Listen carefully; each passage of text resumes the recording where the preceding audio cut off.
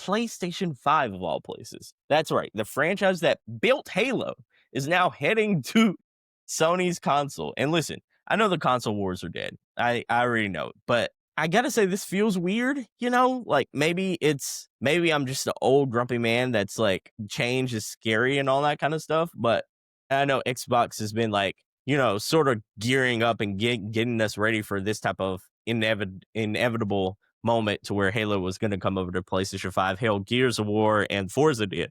But I digress. There's something that feels different about seeing Master Chief with a PlayStation logo on the cover. Like that feels different. That feels weird. It's sort of like seeing Shrek at Disney World, and that being a advertisement for like something that Disney's got going on. Like, Shrek is a DreamWorks character. And it's almost like if you saw Mickey Mouse running around at Universal Studios, you'd be like, the hell is going on here? And I get it. I told you, I know the console wars are dead, but this feels weird. It does. It feels like I follow me here if you're a sports fanatic. It feels like if you saw the late great Kobe Bryant in a Celtics jersey, you would never see that shit.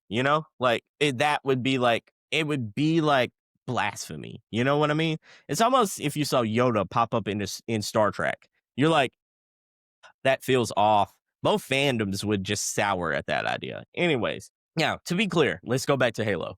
The game itself sounds awesome. It's a faithful but modernized remake with new weapons, refined controls, expanded missions, and even prequel content featuring Master Chief and my boy, Sergeant Johnson.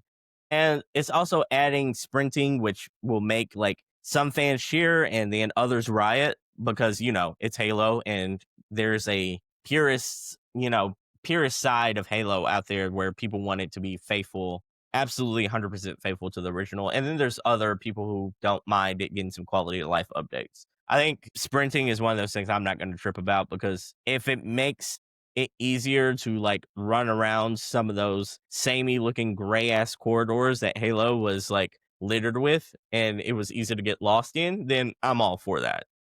I digress though. So yeah, the devs are re-recording the original cast dialogue.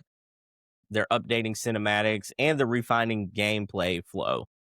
So everything about this kind of screams labor of love, and that's a great thing. We love to hear about that. So as a Halo fan, I'm in. I'm tentatively excited. Like I know as an old school Xbox fan, it feels strange for me. Like Halo on PlayStation, what timeline are we living on? This is absolutely wild. But hey, if it means more people will get to experience one of the greatest gaming single player shooter campaigns ever, it's hard for me to be mad about that.